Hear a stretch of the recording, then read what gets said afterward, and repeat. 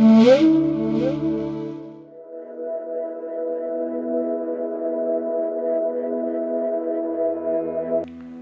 श्री राम।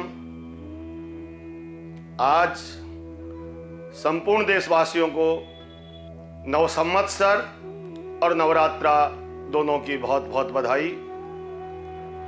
हमारे जीवन में नवरात्रा का बहुत महत्वपूर्ण योगदान है। हम हर छठे महीने नवरात्रा स्थापन आता है हमारा। नवरात्रे में नवनिर्माण होता है जीवन का। संयम नियम से रह करके हम साधना करते हैं, क्योंकि नवरात्रा हमारे जीवन में जीने की कला देता है, शांति देता है, सद्भाव देता है और सन्मति देता है। सभी लोग वैष्णव संप्रदाय है, प्रत्येक धर्म में अपने अपने हिसाब से करते हैं। हम सभी वैष्णव मां भगवती की शरणागति लेकर के उनकी प्रार्थना करते हैं और हमको जीने की कला इस मां के अनुष्ठान से मिलती है। आप देखते हैं नवरात्राओं में एक साधना होती है और एक खेती भी बोई जाती है।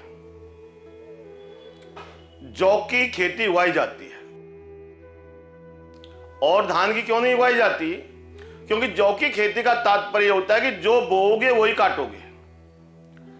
अर्थात मां हमको आदेश देती है कि आप जैसा कर्म करोगे, सद असद, ये प्रकृति हमें कुछ नहीं देती।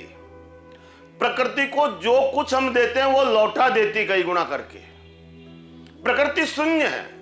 शून्य में जो बो दिया जाएगा, जैसे पृथ्वी में आपने गेहूं बो दिया, जौ बो दिया, कीकर बो दिया, गन्ना बो दिया, आप जो बो दोगे उसको कई 100 गुना करके वापस लौटा दिया जाता है।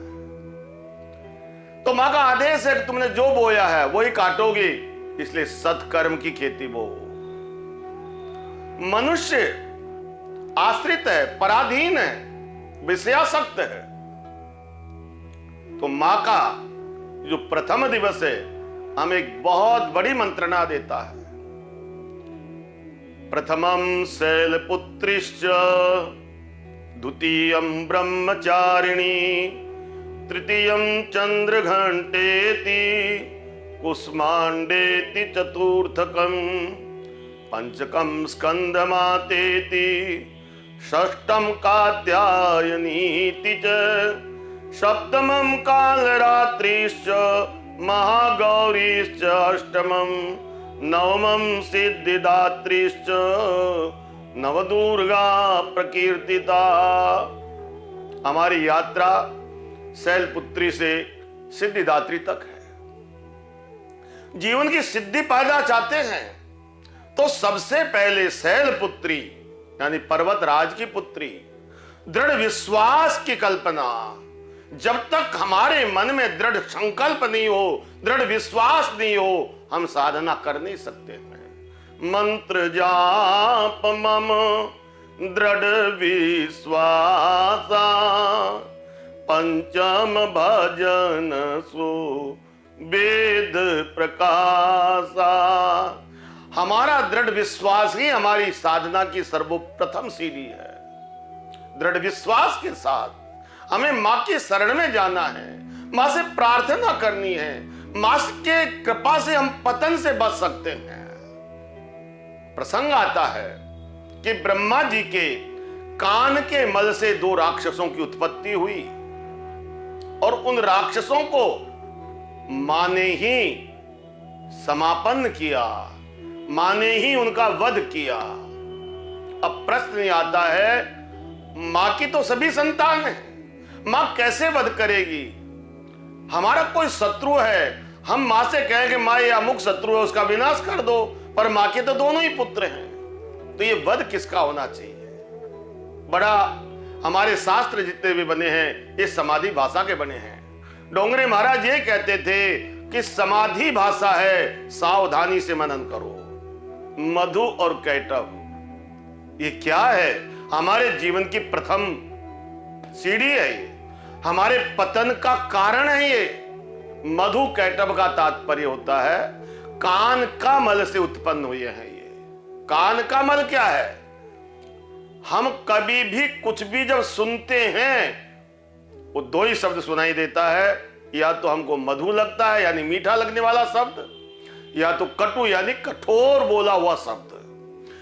मधुर शब्द के द्वारा उसकी जीवन की सुरक्षा, उसके लिए व्यवस्था करना, मान मर्यादा या अमर्यादित प्रकार से धन एकत्रित करके उसको सुखी पहुंचाने की भावना। और कैटभ का अभिप्राय, जिसने हमें कठोर बोल दिया, उसको किसी भी प्रकार से नष्ट भ्रष्ट और बर्बाद करने की जो कल्पना होती है हमारी, ये मधु कैटभ नाम के दो राक्षस हैं। और इन दो राक्षसों को मां की भक्ति मार सकती है, क्योंकि मां कोई बाहर के शत्रु को नहीं मारती। हमारे अंदर भिन्न भिन्न प्रकार के जो शब्द हैं, जो शत्रु हैं, उनको मां की कृपा से ही नष्ट कर सकते हैं। क्योंकि शरणागति के बिना उन शत्रुओं को समापन नहीं कर सकते। मां से प्रार्थना करें कि मां आप इतनी कृपा करें, ये मधु कैटभ निंदा स्तुति, हम निंदा से विचलित नहीं हो, हम प्रशंसा से फूले न समाये, हमें सम रखना है। कोई प्रशंसा कर रहा है, वो भगवान का कृपा पात्र है, वो इस तरह का श्रेष्ठ व्यक्ति है, उसको नमन करके हमें शिक्षा लेनी चाहिए। इसकी तरह मां भगवती मुझे सद्बुद्धि प्रदान करें, क्योंकि बुद्धि प्रदान करने वाली मां शारदा भी आप हैं, शक्ति प्रदान करने वाली मां दुर्गा भी आप हैं, संपत्ति प्रदान करने वाली मां लक्ष्मी भी आप हैं। तीन रूपों में आप विराजित हैं। मां आपकी शरण में हूं, और शरण में आने के बाद मुझे ऐसी सद्बुद्धि दो, मुझे आपके प्रत्येक पुत्र के अंदर, प्रत्येक प्राणी के अंदर मुझे मां आप ही दिखाई दें। जब आप ही दिखाई दोगी, शत्रुता समाप्त हो जाएगी। प्रशंसक को आपको सीखना है, इसकी तरह जीवन में मुझे मधुर संभाषण करना है। और निंदक कभी आ जाए तो क्या करे, हमारे प्रारब्ध को नष्ट करने के लिए आज हमारी निंदा हो रही है, उसने मेरी निंदा कर दी, मेरा अपमान कर दिया, कोई न कोई मृत्यु तुल्य कष्ट से मुझे मां ने बचा दिया। दोनों में ही मां की कृपा देखें। इस मधु कैटभ को मारने के लिए मां की कृपा के बिना इन महान राक्षसों को हम समाप्त नहीं कर सकते। निंदा स्तुति उभय सम, दोनों में समानता जब आ जाएगी तब हमारे अंदर निर्मलता आएगी, और जब निर्मल हो जाएंगे तब कहीं जाके मां की शरण मिलेगी। महिषासुर नाम का एक राक्षस का भी मां ने वध किया है। ये महिषासुर और कुछ नहीं है, कुछ थोड़ा सा स्वल्प धन प्राप्त हो जाए, थोड़ा सा सम्मान प्राप्त हो जाए, हमें अभिमान हो जाता है।